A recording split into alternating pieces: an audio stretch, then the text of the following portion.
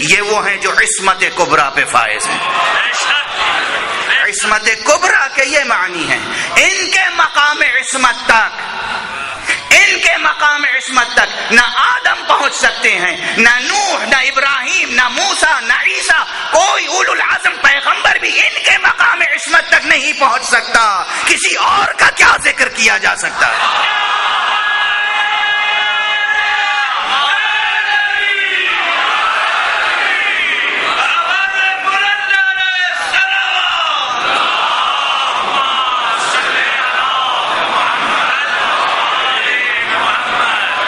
عصمت کبریٰ جب ہم کہتے ہیں اس کے یہ معنی ہے، یعنی ان کے دامن قدس پر، ان کے دامن عصمت پر ترک اولا کا غبار بھی نہیں ہے. بھئی لوگ کہا کرتے ہیں ترک اولا کا داغ، میں کہتا ہوں ترک اولا کا غبار تک نہیں پہنچ سکتا ان کے دامن قدس پر. یہ مصطفیٰ ذات ہے، محمد ذات ہے صلی اللہ علیہ وآلہ وسلم.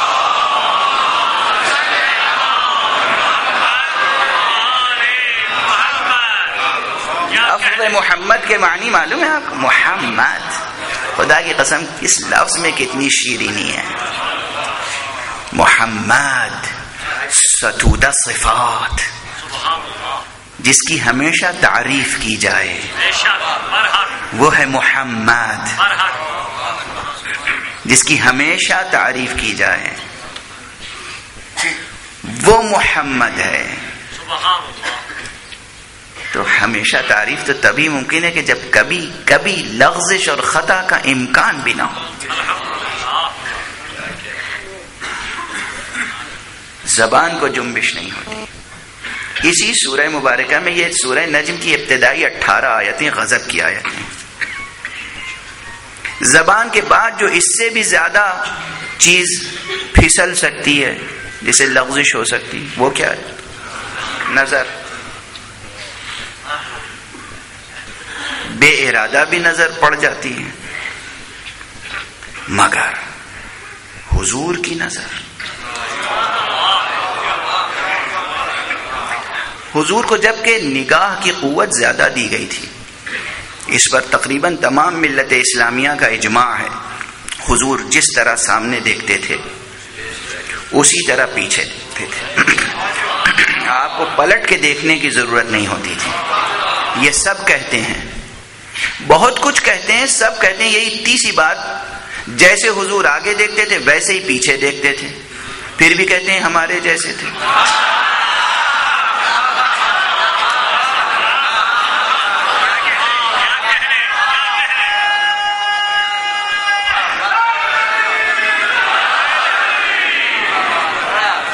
کوئی اور ہے؟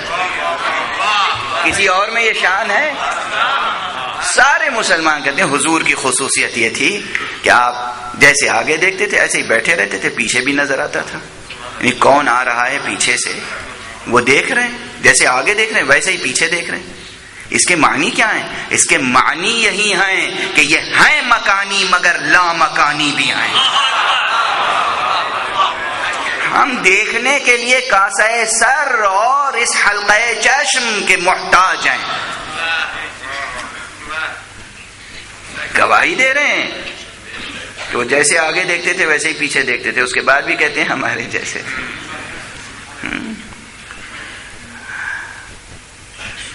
یہ جملہ بھی میرا پرانا ہو چکا، مگر یہ شعراء کی تاسی میں میں کبھی کبھی یہ کرتا ہوں. یہ جو حضرات اپنا پرانا کلام سناتے رہتے ہیں بڑی شجاعت کے ساتھ، اور داد بھی دیتے ہیں آپ بڑی فیاضی کے ساتھ. تو میں اپنا پرانا جملہ کوئی نہیں سنا سکتا ہوں؟ میں بھی اپنا پرانا جملہ سنا دیتا ہوں. یہ وہ حقیقت نوریہ ہیں کہ ہم آپ جیسے عام انسان تو اشرف المخلوقات کہتے ہیں ان کے طفیل میں، ان کے طفیل میں ہم اپنے کو اشرف المخلوقات کہتے ہیں. ورنہ حقیقت یہ ہے کہ اگر انہوں نے، ان پیکر انوار نے اپنا خاک سارانہ ظہور اختیار نہ کیا ہوتا تو شاید بشر کو یہ رتبہ نصیب نہ ہوتا.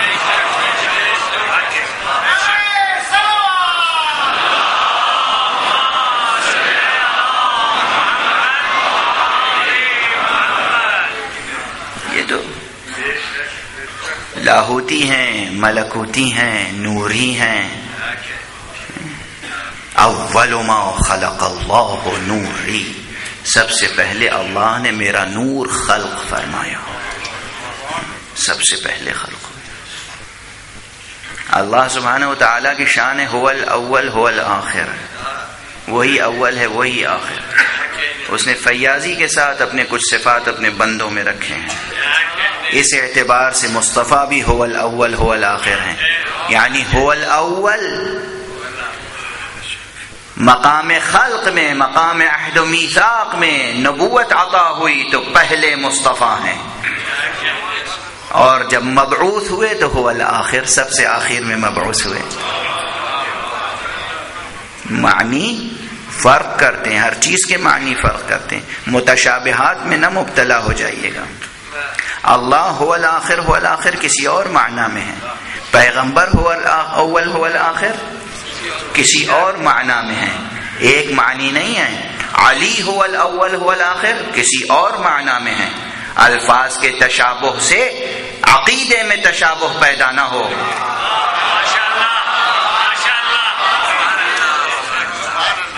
الفاظ کے تشابہ سے عقیدے میں تشابہ پیدا نہ ہو.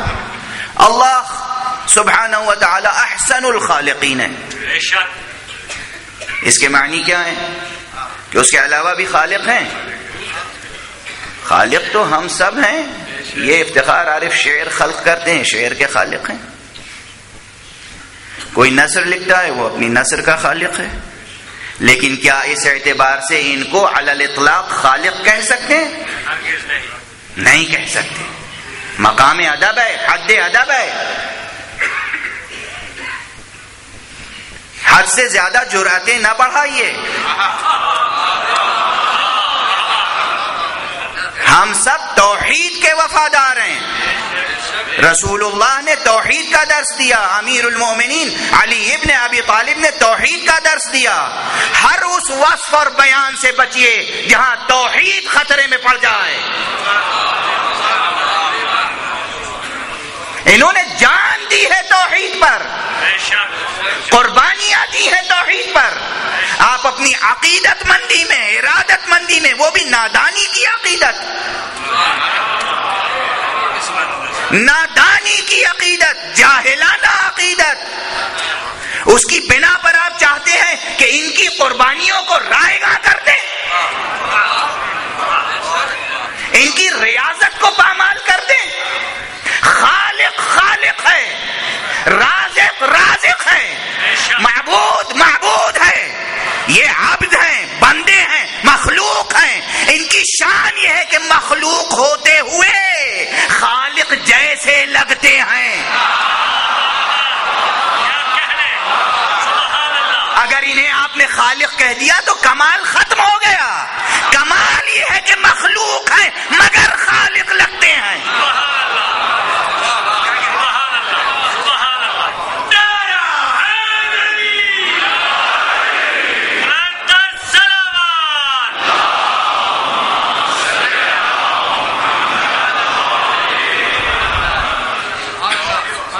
قرآن، حدیث، خطبات نہج البلاغہ، خطبات امام حسین، خطبات سید زینب، خطبات سید سجاد، یہ سب کس لیے سنتے ہیں؟ تاکہ توحید کو پامال کریں،